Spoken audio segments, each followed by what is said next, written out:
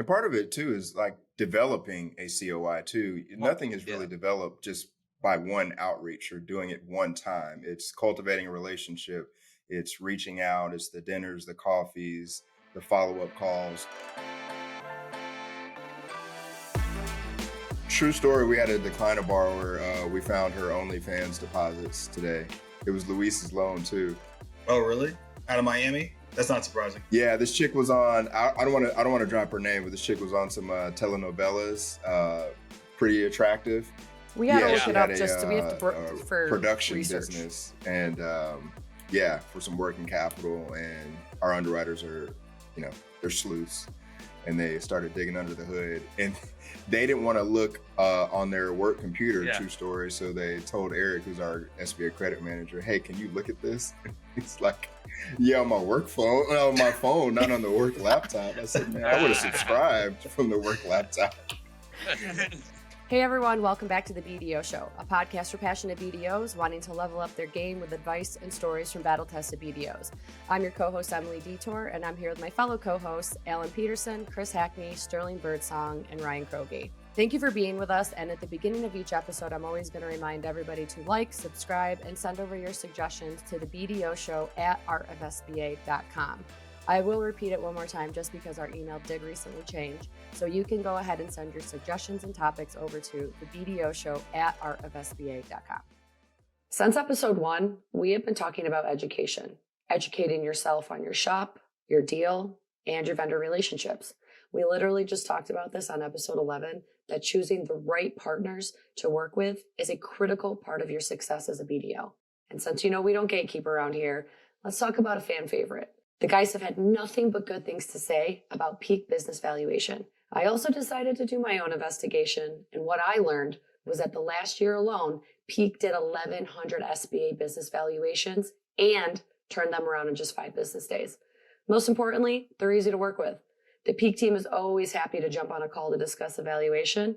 They not only explain how they arrived at the concluded value, but are also open to receiving any new information that potentially changes the concluded value. The staff is knowledgeable, fast, professional, and the communication is top-notch. If you want to be the best, you have to work with the best. It's as simple as that. Reach out to Ryan at peakbusinessvaluation.com or call him at 435-359-2684.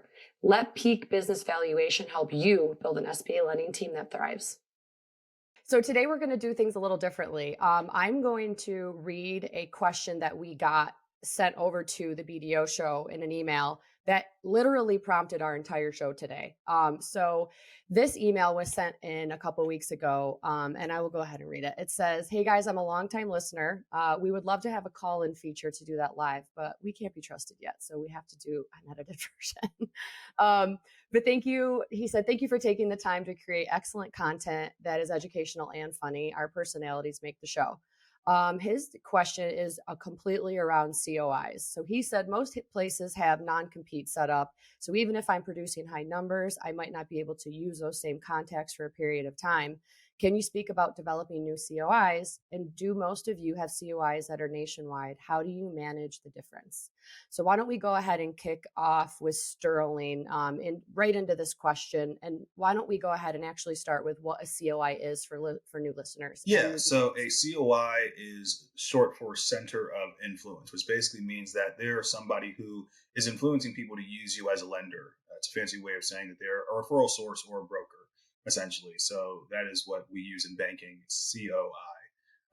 Now, to go into the question a little bit deeper, it wasn't that long ago that I guess I really had to start from scratch all over again, because I joined Bay First in 2021. I didn't have a non-compete or anything like that, but it's just a very different way that we do SBA lending here at Bay First compared to how I did it in my last bank. And in my last bank, we were also very geographically locked. We were really only doing deals in the greater Tampa Bay area, or at least I was. The bank was doing some more stuff outside of the state, but I wasn't able to do that. So essentially, I was just a Tampa Bay SBA lender.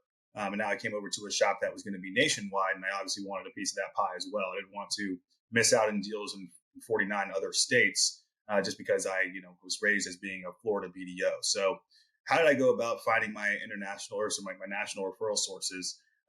What I did was I used LinkedIn really heavily. LinkedIn has been a huge part of my career. It's really helped me out a ton in getting started. What I would do is I would go and I would use the search function, and I would type in loan broker, and I would go through and I would make a friend request with as many loan brokers as would accept them. And then what I would do is around the same time I was doing that, I would try and post a win. So if I closed a loan, I would say, hey, I just closed this loan for $900,000. I would try and post that. And then after that, I would see which one of those loan brokers would like the post that I made. And then I would go directly to sliding in the DMs. So a lot of what I did was just reaching out to people directly after I kind of cast a wide net to begin with. Then I would try and hone in on those individual relationships there, because at that point they'd already seen that I can execute, and nothing sells like closed loans. Wasn't that long ago? Remember that? I do remember that. I had when I came over here, Sterling, it was similar. I didn't bring really much with me, right? Because building it from scratch and doing different kind of loans and different things is really a function of, I do the same thing you just described. You can use the LinkedIn. You can search by third. That's like a third level connection. That's kind of nice too, because then you know that they're likely not already working with somebody at your shop. So you're not stepping on the toes of the big dogs. You're not doing a deal in Metro Detroit. All right. So, so but like that kind of outreach is everything. And I think that it takes like some confidence, but once you start getting some traction and you see that it works, you know, I was talking about it before. I still max out my LinkedIn connections sometimes, right? Like when I'm really looking to continue to do that, and always doing what you did in the beginning keeps you on that same trajectory. You know, COIs nationally, you can use a variety of sources. You'd be surprised how much opportunity is really out there, I think, is the point I'm trying to make. I feel like LinkedIn is the new way to cold call, when you can DM people and just be like, hey. It's like, instead of having to pick up a phone, I mean, it's better to pick up a phone. That's not a weird thing. Problem with the problem with DMs now on LinkedIn is that so many people do it, that it becomes annoying and it becomes spam-like, when you open up LinkedIn to check your notifications and you've got like 17 in-mails and you're looking and it's just somebody trying to sell you something, someone trying to sell you some type of software program or some type of a lead generation program. It's just, it becomes annoying. I used to go on LinkedIn and do the same thing Sterling did, but I would try to see if I'd try to connect with them first. Most of the times they would accept the connection, and then I would go down, check their contact information, and try to actually call them or send them an email outside. In the early days of LinkedIn, I did the same thing. I would slide into the DMs, and you weren't getting that many messages all the time. As of now, like I said, I open up my LinkedIn and I've got at least 15 to 20 messages right off the bat, people trying to sell me something. It becomes quite annoying. But when it comes to non-competes, I've never signed a non-compete. I've refused several financial institutions of signing non-competes, and I've got two schools of thought on this. Number one, being in the state of Michigan, non-competes are null and void. They mean absolutely nothing in the state of Michigan. This is the ground zero for unions. This is a right to work state. I'm a big proponent of unions in the private sector. I think they're great for the working class. And what they've done in the state of Michigan is that you have a right to generate income. You have a right to go out and call on the people who trust you, call on the customers that want to do business with you, without a financial institution or without a large corporation prohibiting you from earning a living. That is the genesis behind why Michigan has those type of laws. So even if I were to sign a non-compete, it wouldn't do anything in the state of Michigan. My other thought behind non-competes is I think they're good at retaining some of the best talent, but it's got to come with two things for me. Number one, it's got to come with that E theory. I've got to have equity. I have to have a piece of the pie. I've got to have a nice chunk of a stake of the financial institution I'm a part of, and it's got to grow as my non-compete grows. And with that, I've got to have control. I've got to have control over a lot of different things, and also have it come with a change in control buyout. All right. So if you have a non-compete and all of a sudden that bank gets bought by another financial institution, like what just happened to some of our friends, and you can't go and earn a living somewhere else because you've got that non-compete that just went over to the other financial institution, Well, you can supplement that by taking that non-compete, but also putting in a change in control clause that will bonus you out 3 times the average of your last 3 years of earnings. That way it will outlive and outspend your non-compete, so you can continue to generate income outside of your COIs you generated at that financial institution, but still have a nice fat bank account to be able to live off of and Absolutely. not lose your shirt. Well, let's take a step back. Non-competes on April 23rd, I just used some AI for this because I remember reading it. April 23rd, 2024, the Federal Trade Commission, FTC, voted to ban non-compete clauses for most U.S. workers, with some exceptions, those being senior executives. A senior executive is defined as anyone who makes greater than $151,164 annually and holds policy-making positions or decision makers. Therefore, if you're a BDO, that law does not, or you're not applicable or considered a senior executive. Therefore, you're not under a non-compete, thanks to the FTC. So, long story short, caller, writer in, you're good to go. Yeah. Call on your old COIs. But we'll go back to, I think you wanted to know about developing new COIs anyways. What I used to do, well, there's two things. One, I see Alan a lot. He leaves comments under people's posts. He's very active as far as just, hey, this is cool, or great job, or great closing. And that is a way to cut through the noise of an InMail that Ryan was talking about. Because if you're going direct to InMail, we've all got tons of unread messages in InMail. But if you leave a pretty witty comment or just any comment, there's a different type of notification in LinkedIn that you see when you log into LinkedIn, and those get your attention more. So that might be a way to get someone's attention on LinkedIn, is leaving a comment under their posts frequently. The second thing I would lead with is education. A lot of people don't know SBA still. I know our whole purpose of being on this show is to let people know about SBA and being a BDO, but there are a lot of things that people don't know about SBA and how to structure deals. So particularly like CPAs, other bankers who don't do SBA financing, some loan brokers as well. You could buy the Ray Drew loan broker course on SBA financing as well for $2,500 per month, I believe, or is that annually? But leading with some education. So some of our junior lenders, in fact, they have a presentation on 3 ways you can buy a business with no money down, right? It's 3 slides. Business expansion, right? If you're same NACES code, we all know that rule. Seller financing, the 10%, no cash from the buyer, and the other is a partial buy-in. It takes all of 10 minutes. We ask questions at the end from whoever we're presenting to. That's a way to get in the door. So you would go to the CPA and say, hey, just want to let you know if anyone's selling or if you have any people on your book of business interested in buying a business, I got a quick presentation I can share with you that you can leverage if you got 10 minutes, right? So you're leading with like, hey, I want to give you something for free. I'm going to teach you something that then you can use in your sphere as well. So that might be a way to enter into some new COIs. And one thing I would say too is that the old school way does still work. You can still meet people for coffee and lunch. I wouldn't say make it the majority of the way that you are sourcing your COIs, because at the end of the day, there is only so much time in the day. And as you start to get more busy and you have more deals, you actually have to work. You need to be available to answer phone calls, to answer emails, to actually help deals get through the process. And it's hard when you're leaving an office to go do something twice a day. If you're meeting for breakfast and you're meeting for lunch, you spend half the day outside of the building. That's just the truth. So you do need to be a little bit careful with how often you do that. But I still try and get out and do a lunch meeting at least once a week.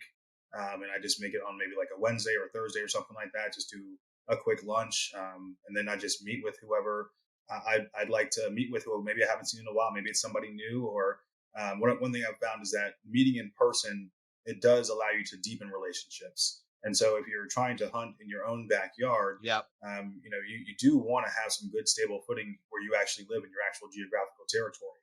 That can be a huge thing. A lot of my deals come from other lenders that I see regularly here in the market. Either I'll go to an event like Flagel last night and I'll see them there, or I'll just say, hey man, we haven't had lunch in a little while. Why don't we just go ahead and go out to this nice restaurant I like to go to called Ocean Prime, and know a thing or two about that place, and maybe I can show you around. So from time to time I'll do that, and people appreciate that, and that's how you really start to build relationships and get a little bit deeper with your COIs, because in reality, any good COI has 10 options where they could send deals. There's a bank on every corner. There's people who are hitting them up for business all the time. But I think the reason that people will tend to send me deals is because they like me as a person. It's not necessarily because I'm, the absolute best SBA lender of all time. I'm not half bad, but I'm sure there's somebody out there who knows SOP better than I am, or somebody out there, right? So, but that person knows that, hey, like Sterling's cool. Like I'll get drinks with Sterling. Sterling will take me out. And that I know his favorite places that he likes to go, and we'll go there together, right? And you can't get that from everybody, and so you kind of have to work with the people who kind of gravitate towards you and kind of enjoy you as a person, and then hopefully you enjoy them as a person as well, and that's how you form a long-lasting connection with the COI. And that speaks volumes. Sterling is absolutely correct, and that's why I've been so successful, I think, in the Metro Detroit market, is because I go out to lunches and dinners and all types of different events with my COIs here in Metro Detroit and all around Michigan. And I don't just do it just myself. A lot of times these guys have become my friends, and we go out with our wives and we go to shows and we go to dinner and we do all types of things together as families. I get invited to kids' family birthday parties all the time of COIs that I know. And that really keeps a lot of the out-of-state lenders at bay, because they'll come in and they'll offer crazy stuff like 3-point referral fees, and then who's doing that? What? That's nuts. That's crazy. I don't know who's doing that, but that's just wild. I'll tell you this right now is that not all your brokers are as loyal as you think they are. All right, my inbox ain't lying. Oh, I'm sure it's not. 3 points is hard to turn down. Sterling called me I don't for a blame deal. him. I'm like, dude, but come bank. What is it? What are you talking about? Do it yourself. Yeah. Can I place this? Hey, yeah. It's more comp than most BDOs make on a deal, so I don't blame them, quite frankly. And I'm sure they are, but still, at the end of the day, when it comes down to it, they know me, they know my family, they know the type of person that I am locally, and more importantly, when most of their deals, most of the transactions they deal with are local as well. So when they talk to their borrower that they want to send to a lender that they trust, they say, hey, we could physically meet. Let's go have coffee and I'll introduce you to the lender. I know you've probably never heard of the internet, but he can educate you all about that and everything about SBA. And we can sit, you can take up as much time as you need to go over everything with them. So that makes a big difference. And part of it too is like developing a COI too. Nothing is really developed just by one outreach or doing it one time. It's cultivating a relationship. It's reaching out. It's the dinners, the coffees, the follow-up calls. You got to stand out there, right? I mean, I think that, when I'm coming in cold in the very beginning, and this is advice that I've given to some guys that I kind of look out for that are coming up in the game that I reach out to monthly, quarterly, just to see how they're developing at different shops, right? And this is some game I shared with them that I'd share with anybody. Get familiar with the Tampa Bay Business Journal if you're here. If you're in Atlanta, the Atlanta Business Journal, wherever you are, the Business Journal is an actually really interesting tool that you can use to find out who is doing what. Then what you do is when someone is acknowledged there for something, they've got some sort of accomplishment. Maybe it's a pay-to-play puff piece that they're featured in somebody. It doesn't matter. What I would do is I'd reach out to that individual and say, congratulations on, this accomplishment I saw in the Business Journal. That's awesome. That's it. I wouldn't tell them what I did. I wouldn't ask for business. I wouldn't do anything. I'm essentially sending them some flowers, and everyone feels good when they're getting that highlight anyway. And for me, it's worked where they're almost so confused that I'm not pitching anything that they're like, hey, thanks. What do you do? That's worked for me. Like, I have a new broker relationship that I got because I cold called them 6:30 on a Friday. You know what I mean? Because you gotta be in there if you're gonna win those ones, right? Because I follow you guys 100%. I'm in agreement. Those in-person relationships, there's nothing like it. You just That's such an old school move that I absolutely love, Al, is because we have something similar up here called Cranes. They have them in several different cities, but we have Cranes Detroit up here. And I used to do the same thing to get to my COI level that I have now. Is I used to see different articles, different, advertisements, paper and stuff like that. And I remember one of the attorneys that I've only done a couple of deals with had a nice big half-page ad, and I took a picture and I sent it to him. And said, nice shot, a nice glamour shot, I think. And he responded back and said, oh, Krogi, I've been meaning to have lunch with you. Let's go grab lunch and a cigar somewhere. And I said, all right, I'm in. And he and I've been doing business ever since. So that's an awesome way of getting business. Now on the national platform. Yeah. That was something I was a little bit new to, maybe only, I think it's been 8 years now. So about 8 years is when I left the local SBA lending and tried to go on a national level. And it really took me a long time to get my feet underneath me because I was still developing so much business locally. It really wasn't until COVID and, more importantly, 2001 that I really got out there, started going to different shows, different conferences, and really started having my phone ring because of my activity on LinkedIn. I started increasing my presence on LinkedIn, started doing more, not closings, but I started throwing different scenarios out there, asking for feedback. And then my network just started growing to the point where I was getting good inbox messages from different brokers wanting to add scenarios by me and try to figure out different ways of showing. I'm sorry, did you say 2001? And that's how No, 2021. I did say 2021. I was like, were you were you emailing back then, or were you sending actual mail? Okay. No. No, we were doing smoke signals. No, it was 20. This guy was Telegram. He ages himself. World. It's not us. What's going on? It was 2021. Excuse me. Sorry, I'm living 20 years in the past over here. Wasn't that long ago? That? It really wasn't that long ago. It only feels like yesterday. How do you handle? How about you, Sterling? How do you handle your nationwide COIs? Yeah, I mean, nationwide, guys, I do a lot of stuff in California as well. It just kind of happens that way for whatever reason. But I think if you're talking about in terms of like time difference and things of that manner, honestly, it's only 3 hours, guys. It's not a big deal.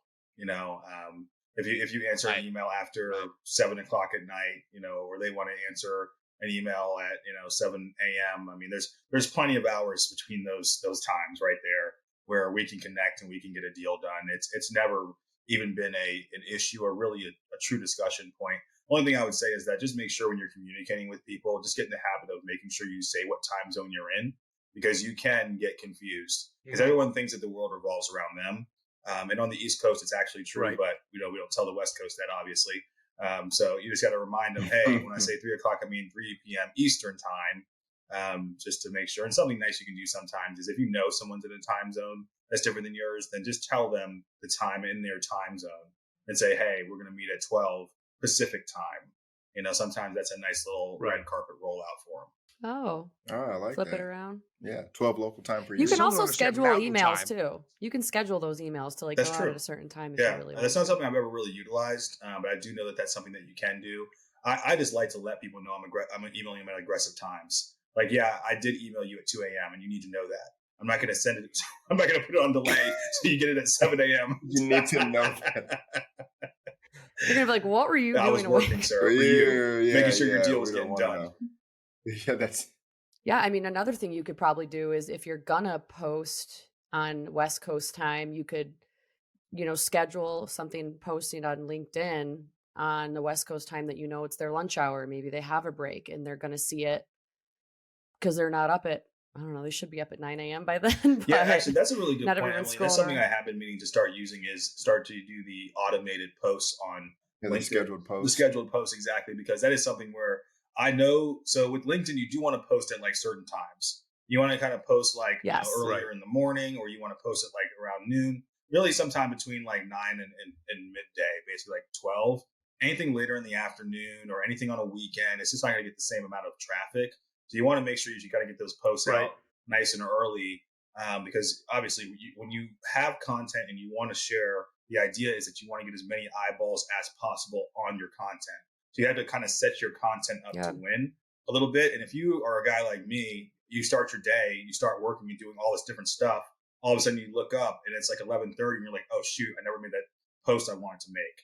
And now I either have to push it till tomorrow, or if it's a Friday, I got to wait till the next week. And maybe it's something that's timely. And it's something that you really want to get out. So utilizing that to make sure that you actually are using the algorithm to help you push is another way that you can actually gain some COIs potentially. I noticed I have like a rule of thumb. I always post on a Tuesday and a Thursday, or I post at 10 a.m. and 3 p.m. because 10 a.m. it's like, okay, what are you doing at 10 a.m.? You're getting your second set of coffee. second cup of coffee. Maybe you're going to scroll for 2 minutes before you jump back into work. Because if you post at lunch, some people leave the office, they go away, they're going to miss your post altogether. At 3 p.m., another thing you're doing is like you're getting like your last afternoon pick me up. So you're getting like a Celsius, or you're getting your seltzer, or you're getting maybe that third cup of coffee to keep yourself going. And some people just start to scroll while they're standing at their coffee maker. That's another way. And then the Tuesday, Thursday thing I do is because Monday, sometimes people don't even open LinkedIn because they're so busy and they're going to miss it. But by Tuesday, they've gotten their ducks in a row. And then I never post on a Friday because some people duck out early to maybe get a long weekend. So I post Tuesday, Thursday, 10 and 3. Those are my times that I notice that based on the algorithm and based on foot traffic within the platform, I'm getting the most exposure on whatever I decide to post and or repost for our lender or our BDOs. And just to be clear, Emily is the most popular person here on LinkedIn. I'm not sure what she's doing differently than everybody here. I don't know, but she's doing something differently. And it's working. I don't know what the major difference is. Whatever it is, it's working. So. I don't know. It's just what I noticed the same thing on like Instagram, TikTok, Twitter. It's just those like little down times that people tend to scroll. No. Are you on Hinge, Emily? No. Are you? No. I'm gonna sound weird, but what is Hinge? I can afford the premium account. Hinge is a dating app, I think. You think? We're not on it. Well, you don't know. Oh my Riz God herself. The Riz I'm so popular on LinkedIn. The Riz God. I don't need a dating app. The OG LinkedIn thirst trap. Oh yes. Love it. This is why we can't go live. You know this, Emily, right? have you ever like, met a gentleman through LinkedIn that you would like to date? Perhaps some of your content. I think I met him at a veterinary trade show. I'm not sure. Actually. Back in 2019. Ooh, he's 2021. 2021. He spunk it. Sorry, that's for Patreon. Nice. That's for Patreon. Back to COIs. Patreon. How do we develop them? So one, you got to give them something. First of all, you got to give them something. Give me something. Make yourself stand out. Right? Give them something. Make yourself stand out. That's it. Like simple. Like a charger, like a portable charger. No, give them some knowledge, like give them some game, give them a reason that you're interrupting their day and they don't know you. I don't know. I feel like swag or something local to your area. Like it could actually be tchotchkes. Maybe if you're into that. I don't know. That's like a true line. Okay, so let's get into this question. What have you guys sent or given? Okay, besides lunches and dinners and coffees and calls, what have you ever given to a COI before? So for all my 1%. Referral fees. Sometimes 2%. Right. And right now, you guys know that right now we are offering 3%. All you got to do is get a term sheet signed. 3%. Someone needs to edit that out. I got a couple referral sources up here I can send you because they're the best. Not all COIs are good COIs. That's true. I'll send them your way. No, I wish I had it. I wish I had it in my office. I don't. It's in someone else's office. We took this picture that was kind of goofy at BBF, Business Brokers of Florida. With this guy who was a business broker who helped put on the conference and another business broker. And then Hannah was with me, my associate lender who I work with. And it just looked like a weird, goofy, he had on like a magician hat and there was like a parrot, a fake parrot. And I said, this looks like a great awkward photo. Put it on a blanket and send it to all of them. And so we put it on this blanket and it was like not even hot outside. It was like July or August. They didn't really need it. It was like a fleece blanket. I love that. And it's this enlarged picture. I'd have to send it to y'all. It's pretty funny. And they loved it. I got calls immediately as soon as I opened the package. Like, this is the best gift I've ever gotten. This is hilarious. And so this is life-size, like big fleece blanket of us like looking very awkward at this conference. So I do stuff like that. And it's not even someone that I might be working with or we just closed a loan. If I think of it or if I know you like it, or if it's like a picture we've taken, I'll make up like a photo book or a t-shirt. Like I have a t-shirt with Austin Porter when he closed his first loan. Remember that? And I wore it out on the celebration that he didn't come to. I like to do like things like that. Ryan, I think I've gotten you a t-shirt before. I'm into you did give me a t-shirt. Emily, before, I think you have a t-shirt that you don't really wear, but I've never seen you wear it. I'll wear it next episode. You won't. Chris is the king of the creative. I'll go get it right now. You won't. Yeah, but I'm really into gift giving, and that's a way to cultivate some relationships with COIs. But you really have to put thought into it. It can't be a credit bench pin, right? Thanks, but no thanks. Right. Like give them something that's funny. I'll tell you guys right now, all that stuff is great, and it is cool maybe as a way to make yourself stand out a little bit, but like there's nothing that you can give a COI that's better than a closed loan. Just execute. Oh, absolutely. Right. Get Absolutely. to the finish line, pay them a referral fee, and they will love you. Okay? That's what this is all about. Don't forget what we're here for. Not only that, but deliver what you promised too. That's the expectation. That's an you guys start doing that. Deliver what you promised, because there's a lot of BDOs out there that'll promise the world and can't deliver. And nothing you can get to the closing at like 1% or 3%. Like which number? Oh, the 3%. You know, not everybody can afford 3%. We understand. We don't judge. We found some extra money like under the couch cushion and said, why not give it back to the referral source community? There's a default BIP. That's what you do when you price loans. Think about your COI. When's the last time you tipped your COI? Okay. As a sign of appreciation, I thought, why not? Wait, I will tell you something that worked before. So when Ray and I were going to a conference, I can't remember which one, but he had a couple of brokers and referral partners he really wanted to get in with, and he's like, let's come up with some ideas on what we can give them. And I had mahogany guitar picks made for one of the brokers was like learning guitar. He like played it really well. So we had them set in his room before he got there with a note that was just with these guitar picks and his logo or his initials on it. And then we had some other guys who were there. Everybody got like a present, and they were bourbon connoisseurs. And so we had the ice molds made with their initials imprinted into the bottom of the ice. And we had all of those set in like gift bags in their rooms. And every single person reached out and was like, that was a very awesome welcome gift to, a really grueling 3 days that we're going to be here. It was just really nice to walk into a gift like that. So they're not always corny. They are. It's got to be thoughtful. If they're well thought out and well made, those are and it's not just gifts. it's not just like some random power bank that you can get at any trade show. This was something that was custom to something that they do as a hobby, and it wasn't cheap. So that's another thing. It's like you can't just go cheap and expect people to be like, oh wow, that really moved the needle for me. It's like you have to put a little bit of passion. Give them something, stand out, be thoughtful. But okay, how do you reach the next level when the COIs reach out to us? That's how you do it. Right? We're not doing much outreach these days, right? I feel like a lot of COIs are probably coming to us. How do you get there? How does this caller get to that point? Another thing too, it's like, hey, we're going to go to dinner, but bring your wife. Like that's very influential. Closing loans. Come on. No, enough with the guitar picks.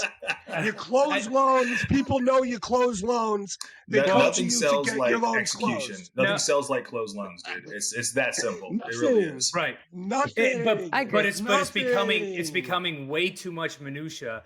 And I've seen BDOs out there, I think, accidentally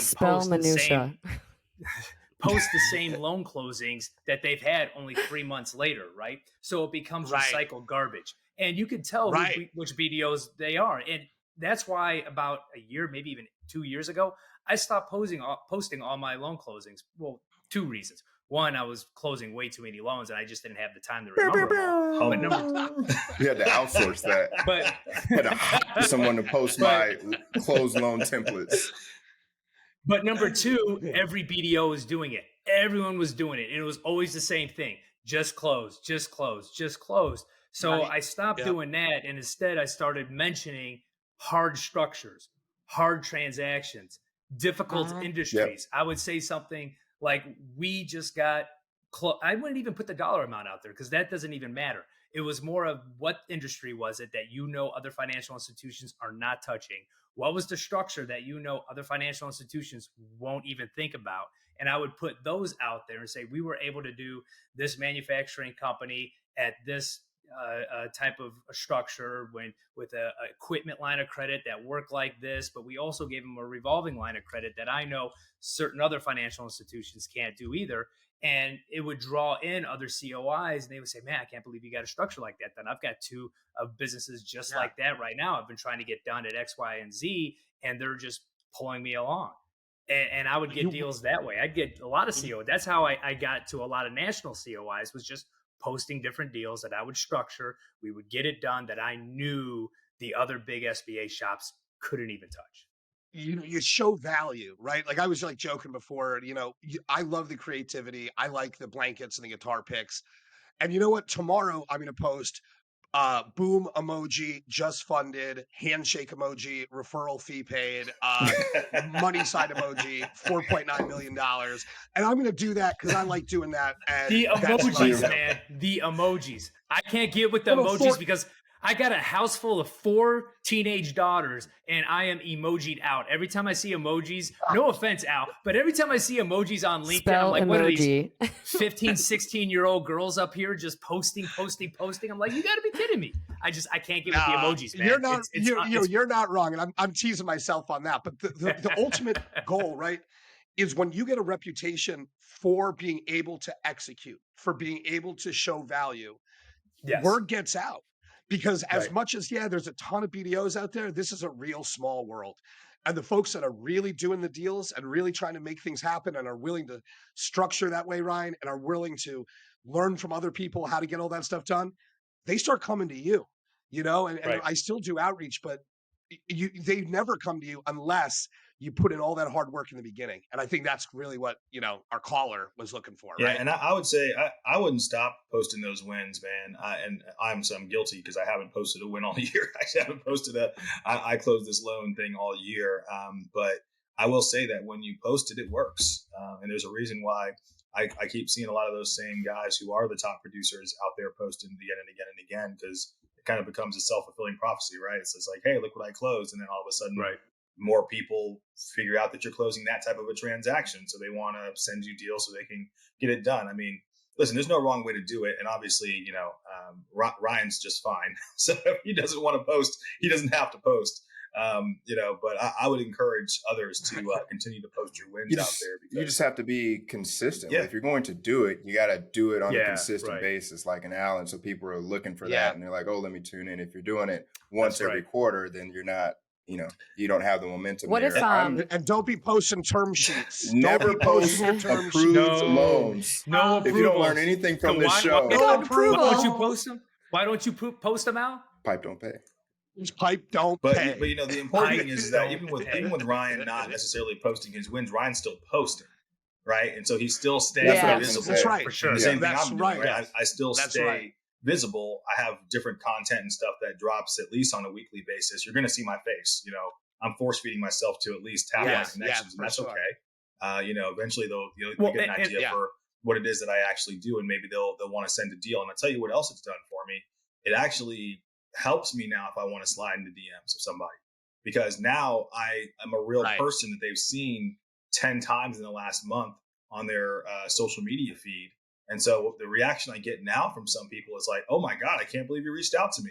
Like, dude, I feel like I know you. Like, I feel like I'm talking to a celebrity. Like, oh my God, it's so cool that you even reached out to me. I watch all your videos and stuff like that. So, being visible and feeding content to people, it really does help over the long haul if you stick with it, you stay consistent.